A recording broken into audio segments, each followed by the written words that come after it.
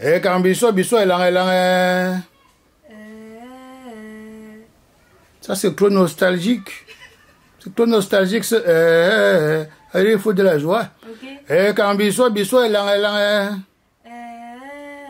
Ma journée, quand biso est là. Non, c'est toujours... comment dire, c'est même presque triste. Hein? Donc, ma journée, quand biso est là. Ma journée, quand biso est là. On va dormir. On va dormir. Oh, mais ma histoire, Morikana. Donc, en rigolant. Oh, tout de suite, c'est pas ok. Il n'y a pas la concentration là. Non, en rigolant. Qu'est-ce a fait?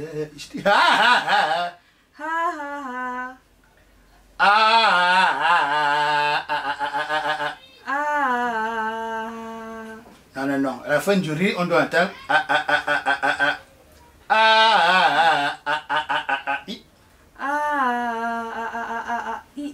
Tiens.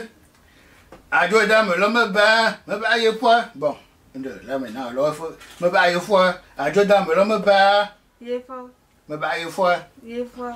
Tiens, il y a feu. Comment? Ce n'est pas comme ça, tiens. C'est à peu près, mais ce n'est pas. Adieu, dame, l'homme bat, me baille fois. Adieu, dame, l'homme bat. Là maintenant, tu réponds et sangom. Adieu, dame. Non, adieu, dame, l'homme bat, me baille fois. Et quand on bolo? Et sangom. Oui. Et quand on bolo? Ma journée, quand on bolo? Joséphine, on bolo? Et Cindy Minja, on bolo? Bokolo, on bolo? Borbes, on bolo? Et sangom, et babe, tu es? Yeah. Abunga, tire là, tit. Faut que me hala. Et Cindy Minja, c'est un phénomène. C'est-à-dire que moi j'ai grandi toute ma vie bercé, maman de jeune à l'une de Sam, en anglais fils. D'autres disent à l'une de Baham, d'autres disent de Boya et tout. Bon, je ne suis point là aujourd'hui pour pleurer mes frères qui meurent à cause de la guerre là-bas au Nozo. Je suis là tout simplement pour penser. Pour penser. Et Cindy Minja, j'ai une pensée pour lui.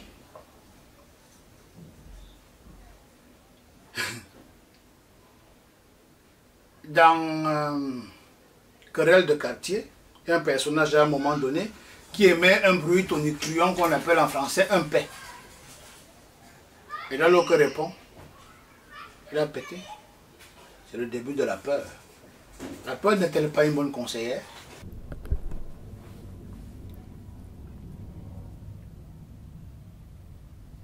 Bon, c'est Simo qui parle. Hein. Donc quand j'étais petit, j'étais comme tout le monde, hein, on imitait Jean-Michel Cancan. Je crois que la plus belle chose qui me soit arrivée, c'est d'écouter les sketchs de Jean-Michel Cancan quand j'étais petit. Parce que je trouvais la vie assez morose. Hein. Et tout d'un coup, j'écoute un sketch à la radio. Et ça repasse, et ça repasse. Donc ça me fait rire une fois, deux fois, trois fois, ça me fait toujours rire. À la quatrième fois, je retiens, et puis à la huitième fois, c'est moi qui fais le sketch à ma mère. Je me suis dit, je vais faire du théâtre. Et puis, j'ai eu comme voisin l'illustre, et Cindy Minja. Je me dis, tiens, je veux faire du théâtre. Comme jusqu'à aujourd'hui, il n'y a toujours pas dans les quartiers des centres culturels, il devrait y avoir des animateurs dans tous les quartiers du pays pour toutes ces activités. Aujourd'hui, on a plein de metteurs en scène qui passent tout leur temps à chercher l'inspiration pour un nouveau spectacle, alors que déjà au sein des structures municipales, on devrait chercher des animateurs parce que c'est des vacances, au lieu d'attraper des personnes comme Cynthia Fiangan ou je ne sais pas qui là. Hein? C'est des enfants désœuvrés qui s'ennuient, que je vois en train de boire leur bière au bar et tout ça. Non, on devrait avoir des centres de loisirs où les gens expérimentés devraient apprendre l'art dramatique, devraient apprendre l'écriture dramatique, devraient apprendre l'art du son, hein, les techniques de prise de vue, de composition de l'image, la danse. Pourquoi est-ce que quand j'écoute chanter certaines américaines, je sais tout de suite qu'elles ne sont pas camerounaises? C'est tout simplement parce que elles ont des écoles là-bas. Nous, on n'en a pas chez nous. Donc, j'ai eu la chance donc de voir les Cindy Minja. Et puis, je m'approche de lui. Donc, je traînais souvent chez lui comme ça. Hein. Et comme il avait toujours le mot pour rire, bah voilà, je traînais avec le grand frère. Hein. On rigolait, on se racontait des trucs. Et puis, Cindy Minja quitte Essos. Il change de quartier. Un jour, je joue à l'Institut Goethe. On jouait tout à l'heure de Janine Worms. C'était du théâtre un peu absurde. Et puis la pièce, elle a cartonné et Cindy Minja était là. Puis bon, je crois que Cindy Minja m'a reconnu, hein, qui se rappelle que quand j'étais petit, on traînait ensemble et tout ça. Et donc, on remarche un peu comme ça ensemble. Et un jour, Cindy me dit, mais Sims.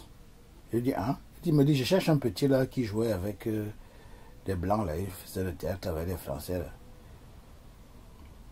à l'Institut Goethe. Je lui dis quoi, il jouait une pièce de théâtre un peu absurde comme ça. Il me dit oui. Je lui dis, mais et Cindy? Il me dit, hein? Je lui dis, c'est moi. Et là, il me dit,